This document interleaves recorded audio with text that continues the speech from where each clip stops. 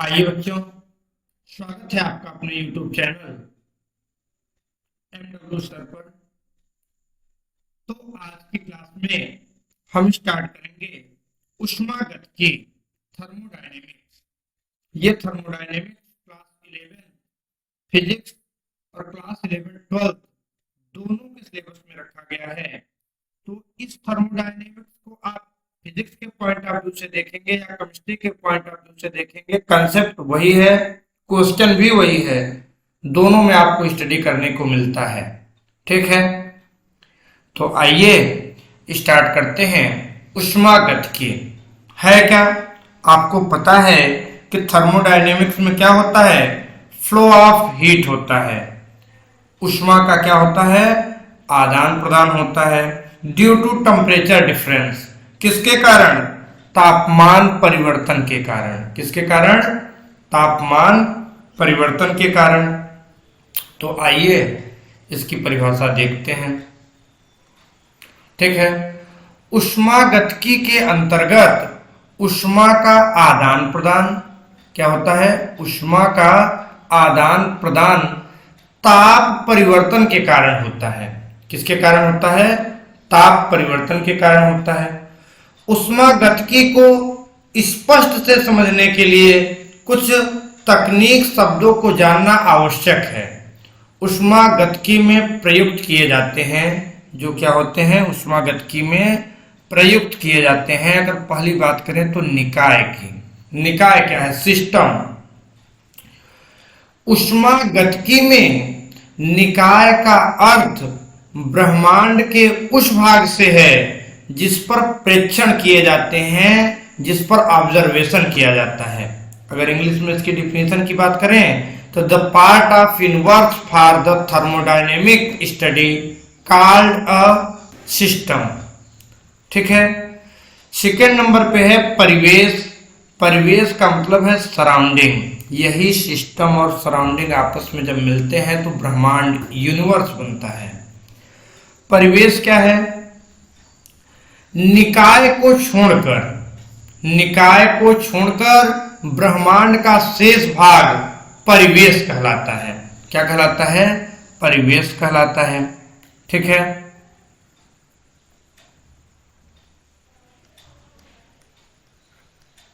क्या कहलाता है? परिवेश कहलाता है। प्रयोग कार्यों के लिए ब्रह्मांड का वह भाग जो निकाय से अंतर क्रिया करता है परिवेश कहलाता है। निकाय एवं परिवेश दोनों मिलकर ब्रह्मांड बनाते हैं। क्या बनाते हैं? ब्रह्मांड बनाते हैं, यूनिवर्स बनाते हैं। ठीक है, आइए आपको दिखाते हैं। देखिए, निकाय और परिवेश आपस में मिलकर क्या बनाए? ब्रह्मांड बनाए। सिस्टम और सराउंडिंग मिलकर क्या बना? यूनिवर्स बना, ब्रह्मांड बना। फिर बात करते हैं निकाय के प्रकार की, types of system.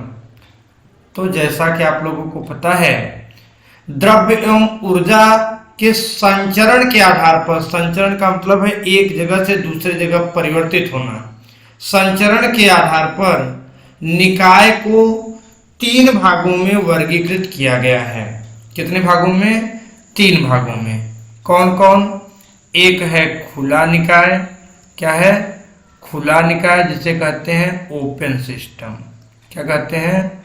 Open system. दूसरा है बंद निकाय, जिसे कहते हैं क्लोज सिस्टम। क्या कहते हैं? Close system. और तीसरा होता है विलगित निकाय, जिसे कहते हैं आइसोलेटेड सिस्टम। अब आपको पता है खुला निकाय क्या है। कोई भी पात्र है अगर खुला हुआ है तो खुले हुए निकाय में ऊर्जा एवं द्रव्य दोनों का निकाय एवं परिवेश के मध्य विनिमय हो सकता है, आदान प्रदान हो सकता है। भाई कोई खुला हुआ पात्र है, उसमें आप रखेंगे तो ऊर्जा भी परिवर्तित होगी, विनिमय होगी, और द्रव्य दोनों में परिवर्तन होगा, तो उन्हें कहेंगे खुला निकाय। क्या कहेंगे? खुला निकाय। Exchange of energy and heat mass between system and surrounding. ठीक है। दूसरा है क्लोज सिस्टम, बंद निकाय। बंद निकाय में निकाय एवं परिवेश के मध्य द्रव्य का विनिमय संभव नहीं है, परंतु ऊर्जा का विनिमय हो सकता है। तो ऐसे कर सकते हैं, only exchange of energy between system and surrounding. ठीक है। तीसरा है विलगित निकाय, आइसोलेटेड सिस्टम। क्या है? Isolated system. एक विलगित निकाय में निकाय एवं परिवेश के मध्य द्रव्य एवं ऊर्जा दोनों का ही विनिमय संभव नहीं होता, अर्थात दोनों का विनिमय नहीं किया जा सकता। आइसोलेटेड सिस्टम के एग्जाम्पल की अगर बात करें, क्या करें? एग्जाम्पल की बात करें तो थर्मस। क्या होता है? थर्मस। थर्मस में आप कोई गर्म पदार्थ भर देते हैं तो काफी टाइम तक क्या रहता है? गर्म रहता है। आइसोलेटेड है ना, उसकी गर्मी बाहर नहीं। कोई ठंडा पानी भर लिए थर्मस में, काफी टाइम तक ठंडा रहता है। कैसा निकाय है? विलगित निकाय है। क्यों? क्योंकि द्रव्य एवं ऊर्जा सिस्टम और सराउंडिंग के मध्य क्या है? आदान प्रदान नहीं कर पाती हैं। ठीक है। आइए आगे चलते हैं। समझ में तो आ रहा है? आइए, निकाय की अवस्था, स्टेट ऑफ सिस्टम। किसी भी ऊष्मागतिकी की निकाय का वर्णन कुछ गुणों जैसे प्रेशर, दाब, आयतन, वॉल्यूम, ताप, टेम्परेचर एवं निकाय के संगठन को प्रविष्ट करने के लिए किया जाता है। निकाय को वर्णित करने के लिए इन गुणों में परिवर्तन से पूर्व एवं पश्चात निर्दिष्ट करना पड़ता है। ठीक है। ये है स्टेट ऑफ सिस्टम। फिर उसके बाद है स्टेट वेरिएबल, अवस्था चर। क्या है? अवस्था चर। निकाय के वे गुणधर्म जिनमें परिवर्तन होने से अवस्था परिवर्तन होती है, अवस्था चर कहलाते हैं। क्या कहलाते हैं? अवस्था चर कहलाते हैं। फिर बात करते हैं अवस्था फलन, स्टेट फंक्शन।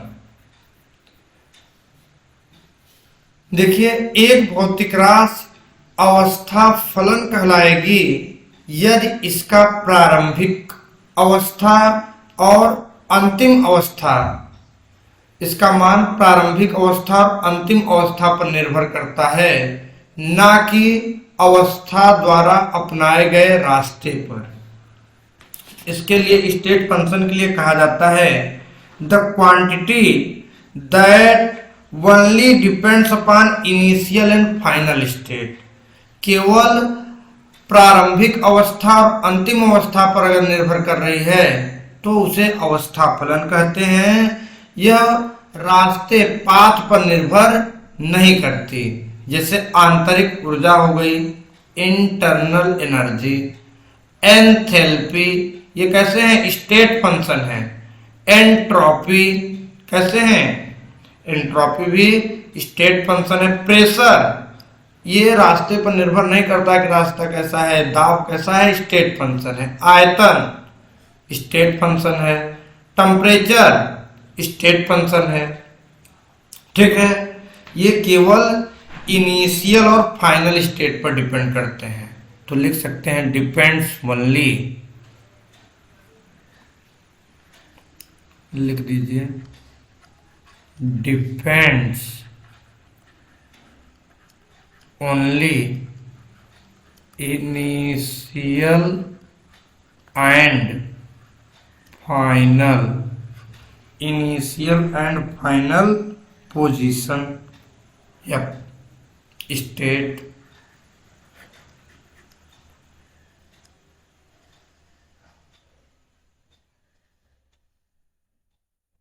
ठीक। और लिख सकते हैं does not depend, does does not depend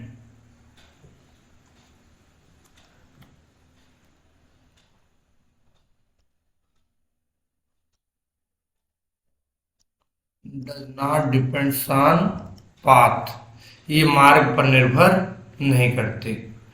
ये आंतरिक ऊर्जा इंटरनल एनर्जी है, ये इंथैल्पी है, एंट्रोपी है, प्रेशर है, आयतन है, ताप है।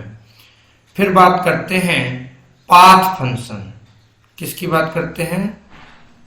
पाथ फंक्शन, वही रास्ते पे जो निर्भर करते हैं। जैसे वर्क है तो ये रास्ते पर निर्भर करेगा, उष्मा है तो रास्ते पर निर्भर करेगा। इसमें है the quantity which depends upon path by which change occur. तो क्या है? वर्क है, हीट है, क्या है? हीट है। ठीक है,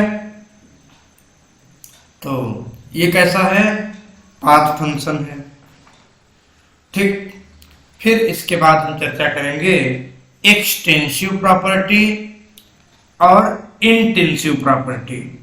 ठीक है, लेकिन एक्सटेंसिव इंटेंसिव प्रॉपर्टी कल चर्चा करेंगे, क्योंकि स्टेट फंक्शन और पाथ फंक्शन के कॉमन एग्जांपल हम एक्सटेंसिव और इंटेंसिव प्रॉपर्टी में लेते हैं, तो कहीं कंफ्यूजन ना हो जाए, इसलिए वो वाला लेक्चर हम कल रिकॉर्ड करेंगे। ठीक है, तो आप इसको अच्छे से पढ़ लीजिए। ठीक है, और अब आपके लिए नोट्स भी पीडीएफ के फॉर्म में मिलेंगे डिस्क्रिप्शन में। ठीक।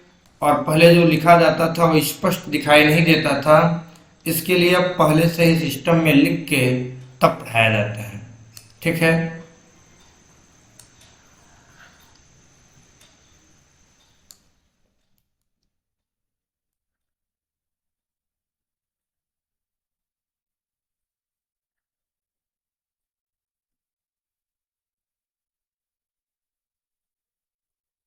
देख लीजिए एक बार अच्छे से।